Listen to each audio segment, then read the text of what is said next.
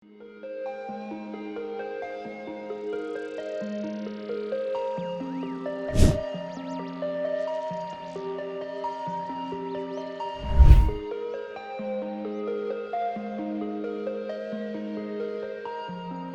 hi Dhritiman, it's an absolute delight to have you here and to hear from you for your experiences in the past.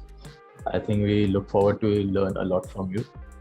So to begin with, I'll just give a brief introduction about you and then we can proceed with the questions.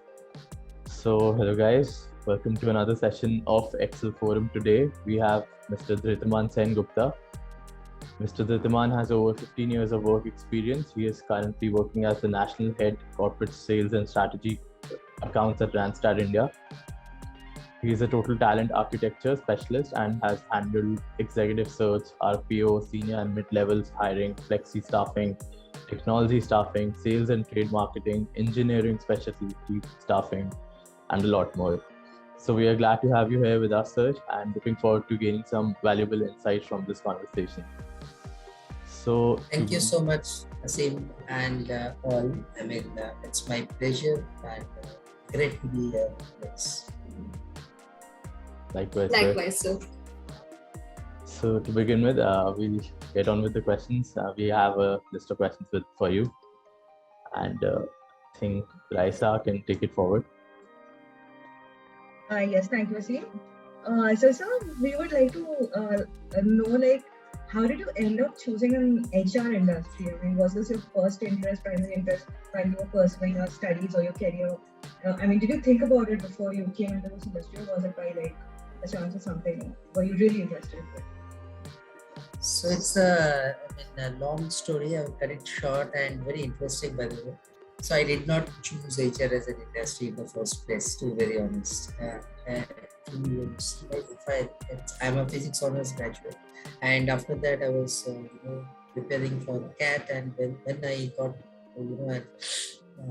through my sister, in fact she's an HR, so she told me that there is an organization called LADEC, my previous organization. They are into recruitment and HR consulting and all. Why don't you, instead of spending leisure time, why don't you try it out? In the interim period, and that's where I started off. And if I would have been the recruiter or the interviewer and who interviewed me at 15 years back, I would have rejected myself because I never had any kind of experience at that point of time, or any what I'll say, skill or will, whatever it is. So I asked very silly questions also about this profession. But when I started off, the entire life of mine changed. I started off my career as a recruiter, and when it feels a lot of it's a sense of accomplishment when you can shape a career, when you get to see that joy when you are placing a candidate, right? And likewise, when you are pleasing a customer by giving him a right kind of a candidate. So when I used to get a lot of joy and happiness out of that, and that dragged me into this profession, and I started learning about this profession. And then it's all I'm here now. It has been a tremendous journey, and HR is such today, particularly this pandemic, we realize that what's the importance of HR as a function, right? And I've seen in India particularly HR evolving from a mere support function to such a strategic role today.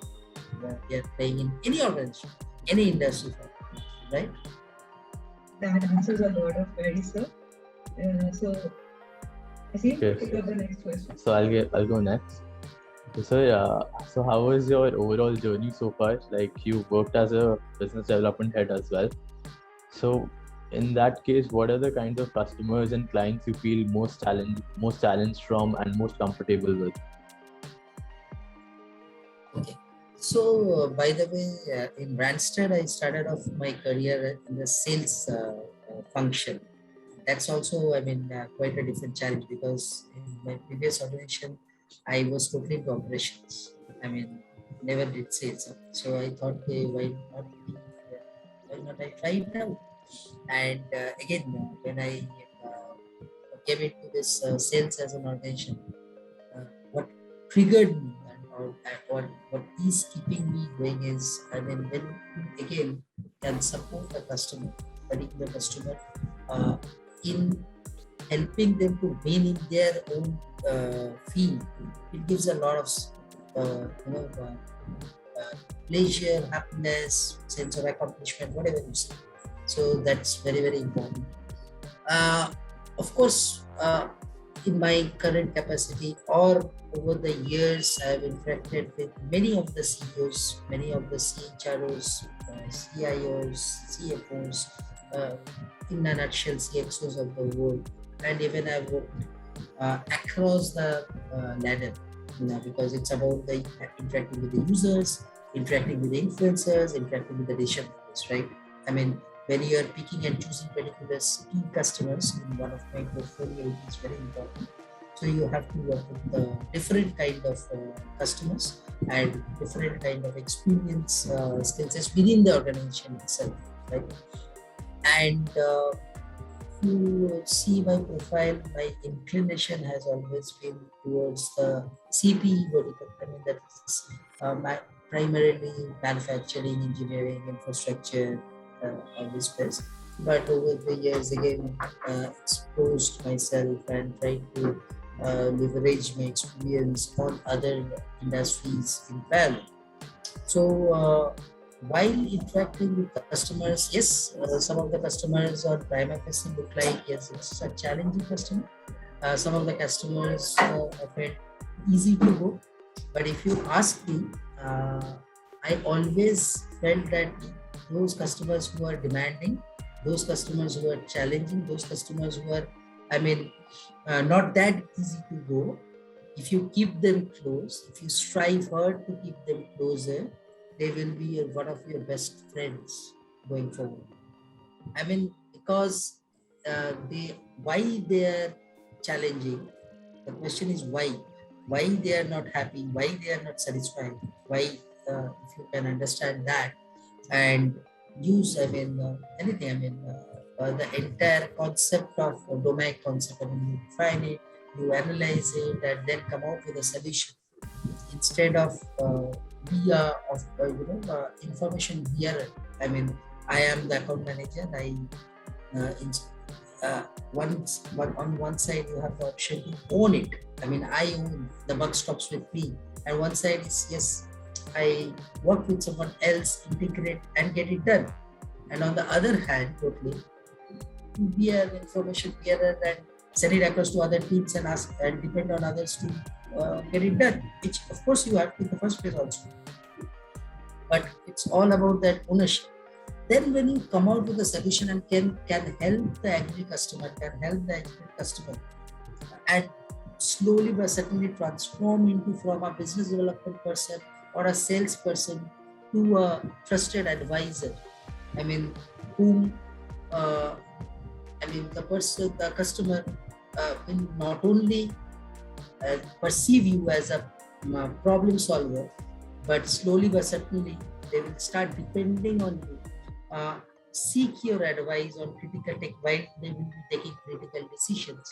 That makes all difference. And in many of the cases, of course, I work with a brand, I mean, Randstad, so I don't need to explain Randstad. Being world's #1 HR consulting firm, and we take a lot of pride in our brand.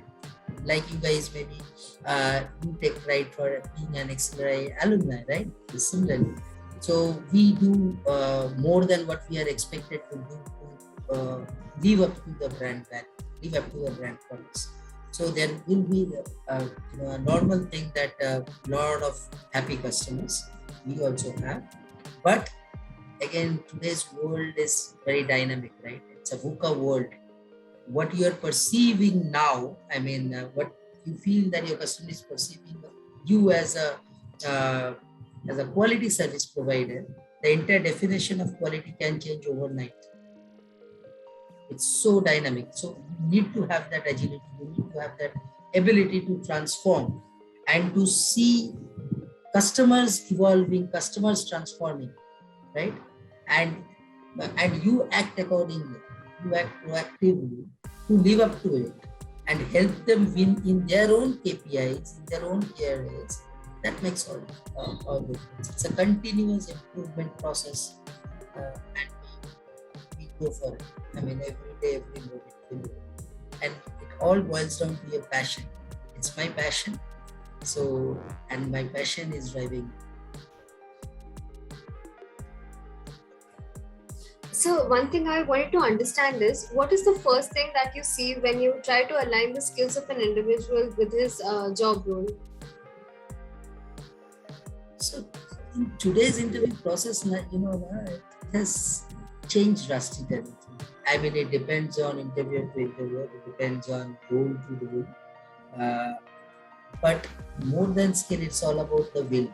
It's all about, because skill you can develop. Will, it's very difficult to do.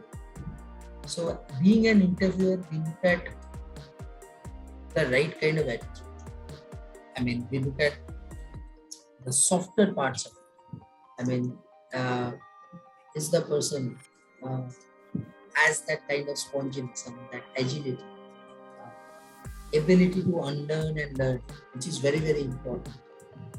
How he or she reacts to a situation, whether he or she is an integrator or not. Because today, in a way, if you look at many of the structures are silos, including Randstad. But how we bridge up that silo gap, and being a leader as an individual at an individual capacity is also very, very important. That how I be an integrator and reach out to the final goal and final outcome. So from that perspective, I see, will plays a more important question than skill. But yes, skill is also very important, and in some of the roles, these probably something which we can't ignore, and we have to match it according to the job specs. But having said so, job specs are also changing. The new concept is called job crafting. Organizations are also looking at whether we will go with the traditional concept of job specs, JDs of the world, which creates that silos, which creates that boundaries that, this is my limitation. Or we should look at breaking that and giving the entire freedom within a frame. The concept of freedom within a frame is very important.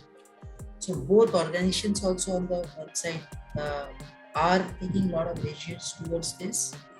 Like if you see during this pandemic and all, organizations, many of the forward-thinking organizations are looking at hybrid office concept, looking at Flexi office concepts. And today, geography is literally has become history, right? I can do a work, I don't need to go to an offsite, or many of the work I see, like from Randstad's point of view, a lot of offshore delivery centers are teaching us, perform from India, right? So that is also a very important angle to look at. But candidates also need to, from interview point of view, because it's about a particular moment, and you have to give your best. Interviewer also, on one side, that they need to look at, how I make him or her comfortable and get the true self, right? True self forward. And we also, those who appear for the interviews, they also need to understand that how I showcase my potential, my attitude, my body language, my team working ability, my skills appropriate to the role within that short time. And it's all about that marriage. I hope I could answer. Absolutely, sir. Okay, sir, since we have seen how passionate you are about your job and Randstad, I'm really intrigued to ask that Randstad uses this term human forward work. So what does this mean? It's what we live, we breathe, whatever we do, the core is our brand promise, human forward. Because we strongly believe that we are undergoing, it's not about Randstad, the entire world is undergoing a digital transformation. We were undergoing in the pre-pandemic era only. It's not about that pandemic only forced us, but what pandemic did in many of the so-called industries, traditional industries, manufacturing industries and all, the digital transformation timeline, I would say, has gone down considerably. Right at this moment, the speed with which the digital transformation is happening, probably 30 years are being converted to 3 years, and 3 years being converted to 3 months, and maybe 3 hours going forward. Right? That's the speed. So no one can deny the fact that we need to use technology. But technology cannot replace the human touch. Being an HR, we are into HR business, right? We have a lot of temp staffs, contract staffs. We have a lot of candidates that we place. At this moment, as we speak, we have close to 65,000 contract staffs working in India alone. So what is their expectation? If I look at from an employee's point of view, be it a core employee or a contract employee, and that apart from the technology of course we will use to enable some of these touches and all, that someone in person is there to take care of me. Someone is there who is lending his or her ear to hear me out. Right? That compassion. It's moving from what I'll say, empathy to compassion. I mean, empathy is very important, but how I act with empathy is more important.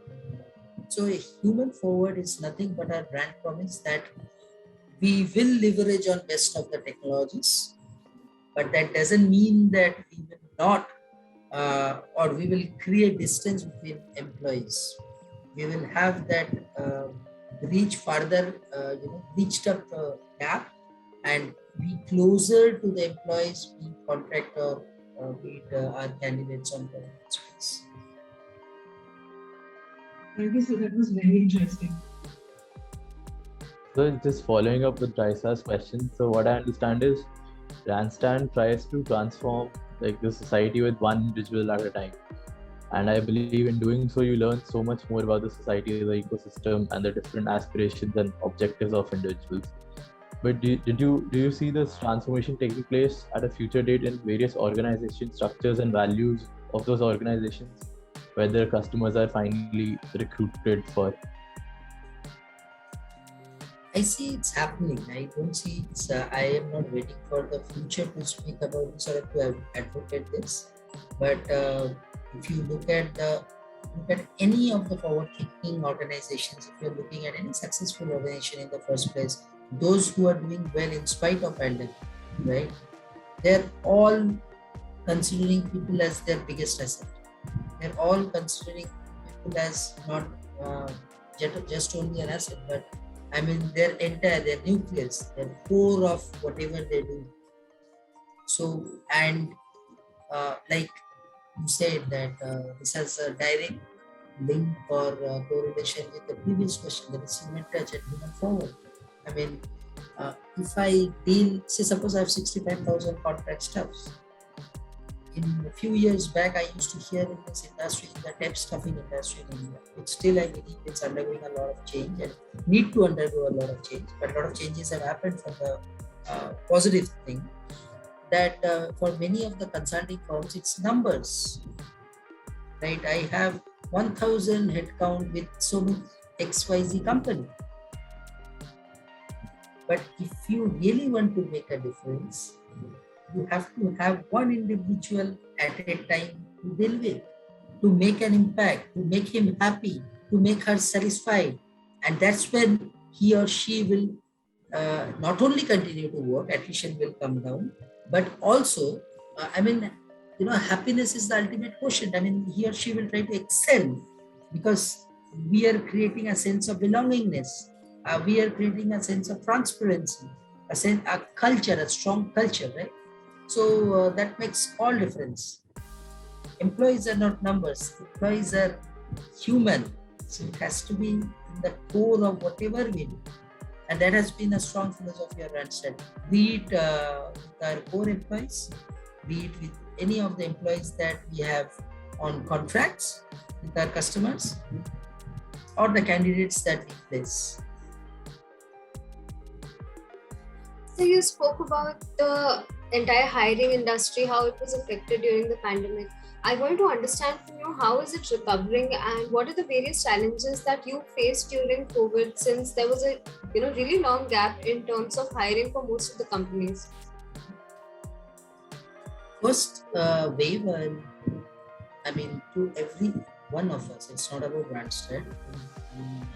Was something that we never visualized. At least I, in my lifetime, never would have dreamt about this also. Wildness of the dream also never would have thought that this entire world would have come to a standstill, right? A lot of things happened, still happening, particularly during wave one when it came as a surprise, big surprise, and we all were shocked. So in the shock, the biggest miss or the void what I have seen if I look at from my industry's point of view, when I'm in talk with my customers, when I'm talk with my candidates and all, is indecisiveness. I don't know what to do. Many of the leaders, many of the CEOs were not sure what to do, how to steer it, because the entire economy was on a hold. And it was a question for government also that who is more important, life or livelihood? And it's a question we are still dealing with. Is it how to balance it out? If I step out, it's a threat to my life, and if I don't, it's a threat to my livelihood. So from recruitment industry's point of view, we were witnessing this through different lenses, because we work with different type of organizations, IT, manufacturing, ITES, tourism, hotels, a lot of other industries, banking. So what we saw that many of the organizations panicked, right? And many of the organizations held it firm. So those who could hold it firm at that time, like Randstad, we did not shrink. Unlike many of our super competitors, we at that point of time could take good, important, timely decisions, right? And what we also do, we help our customers also navigating through this time, uncertain times. We help them taking right kind of decisions. And what we have seen that many of the organizations could steer it well, and they are steering it further right at this moment as we speak towards betterment. Some of the organizations fumble. That's quite normal. Few of the industries, like if I talk about travel, tourism, and hospitalities and all, it will take time to recover. But having said so, there were many industries even during pandemic wave one of the pandemic. They did, they boomed. They just did fantastic. If I talk about like these online platforms like Zooms of the world, their share was all-time high. And IT industry is right at this moment as we speak is hiring in a crazy way. And many of the organizations, not when I talk about technology people, they're not being only hired by so-called traditional IT product industries or service industries, but also the core manufacturing industries are opening up their arms. They are becoming more pro to this digital transformation and hiring talents for this. So a lot of scope for a lot of people. We are in fact right at this moment, unfortunately, in many of the cases, we have to refuse assignments because of the bandwidth. Because we have not so much of demand is there right at this moment in few of the industries. It's so good for youngsters like you, but a few of the industries are still not up to the pre-COVID era, but I'm sure and 100% hopeful that they will also move up very quickly. If I talk about my personal experience, if I get a chance right now, I will move out with my family to a destination, right, to spend some leisure time. So it cannot be that tourism industry or travel industry will keep on taking this hit, right? So it's just a matter of time. So since you mentioned that you've been working with different organizations right now, So I suppose the trends of the market will be changing very drastically over the next few years. So in a couple of years, where do you see the business standing? Like, is it stable, or how are things about to move in the next couple of years? Where do you think they will be standing? So I see this, I will repeat myself that the digital transformation, which was making the world, coming more closure, removing all the boundaries and geography becoming an history. So I see a lot of more opportunities, particularly for a country like India, who represents the youngest workforce, the most talented workforce, in terms of competence, in terms of skill, even in terms of will. So I see a lot of opportunities from India perspective, not only India, for different other parts of the world as well. And many of the industries, particularly IT, ITS, pharma, few specific, some sets of pharma, I would say, even edutech, for example, fintech, for example, they are doing really well and they will continue to do really well. And few of the traditional industries are also reviving back strongly. So overall, it's a positive sentiment. And in the next 2 years, I only see it's going up. The sentiment going up. A lot of hirings are happening right at this moment, more than ever. It's sometimes we are seeing that candidates are shopping around with 4 or 5 offers also. That's a different kind of a headache. Few of the customers that we are seeing, but overall, it's a very good sign and positive sign, and this will only continue. So do you think the sales strategy would also evolve as the market evolves?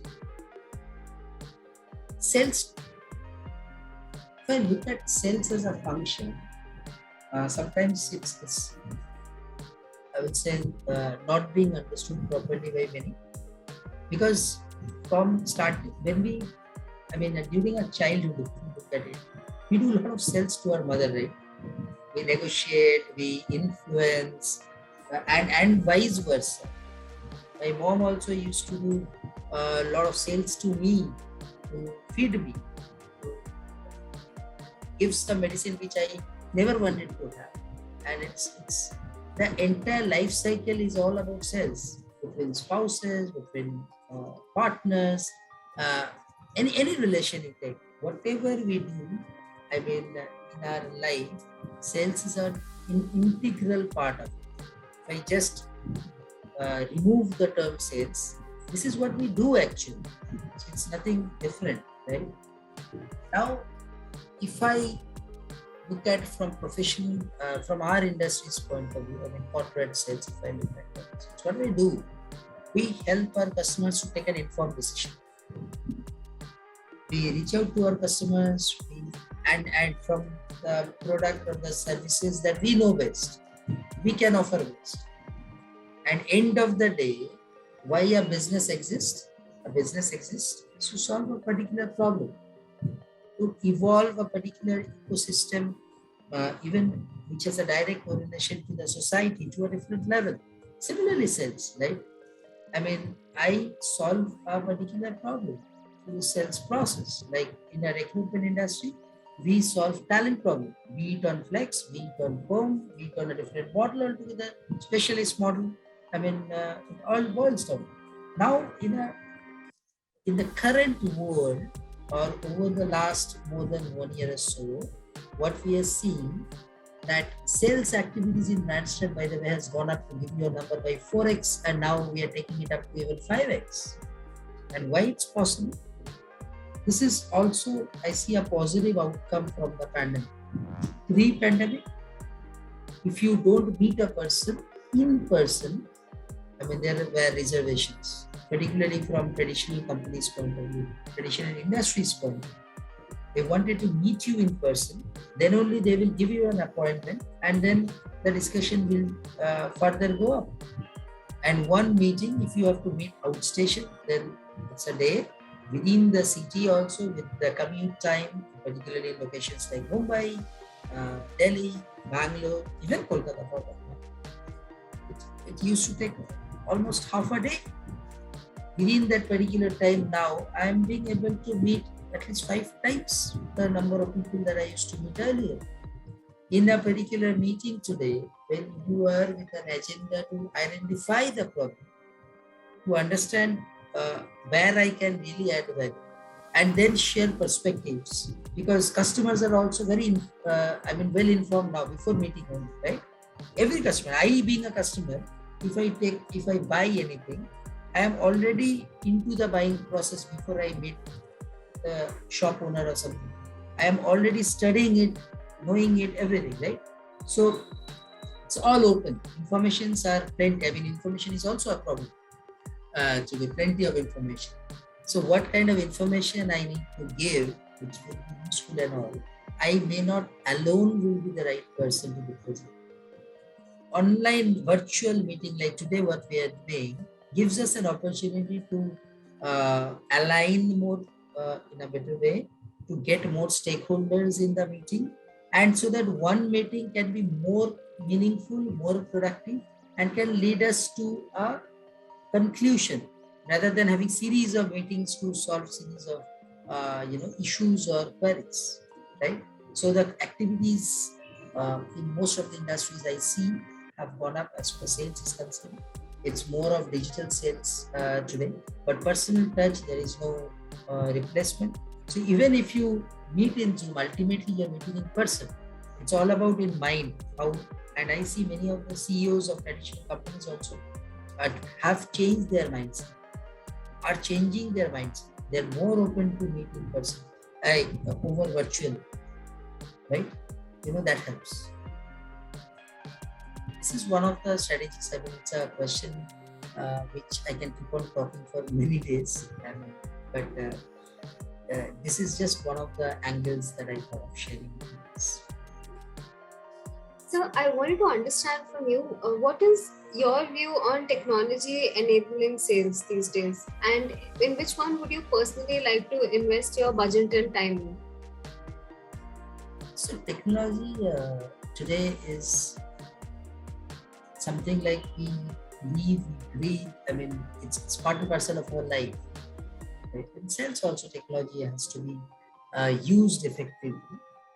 But ultimately, end of the day, you have to virtually, we'll use the virtual technology platform, but meet in person to establish that connect. If you want to evolve as a trusted advisor, I mean, which is an ultimate desire of any salesperson, right? That I can evolve as a trusted advisor to my customers. Then only there will be a continuous business coming in. Then only you can move up the value chain, and a lot of things happen, which is actually a value selling or insight selling, what we talk about. So now today, if you need to get into that zone of a trusted advisor, if you really need to do the insight selling, which is the best possible sales process today, as far as all possible researchers are saying, which is challenges sales. I mean, I'm not only educating, but I'm challenging also the thoughts, right? So technology helps in doing that. I mean, based on with the help of technology, you can learn more, you can understand more, you can bridge up your gap with the customer's thought process, customers thought process, customers winning zone, you can understand more, do more research easily, information you can gather, and then you can co-create the right kind of solution for your customers. So technology helps to map. Technology helps to do the research. I mean, when I say mapping the right kind of stakeholders, mapping the right kind of companies, because market is huge. But for example, Randstad, we don't work with all companies, right? We have a specific go-to-market strategy. We know exactly what kind of companies we want to work with, and we only go for that. And likewise, I mean, all companies might have their own strategies. So technology helps to do that mapping. Technology helps to co-create that insight, that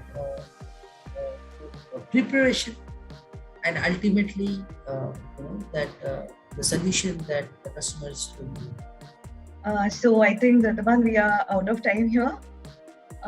Thank you so much. Like I, on behalf of my entire batch, ExPGDM XLR, I would like to thank you. We learned so much from you today, and it was an absolute honor having you here. We look forward to many more interactions like this in future. And again, thank you very much, and I'm very happy Navratri Durga Puja to you.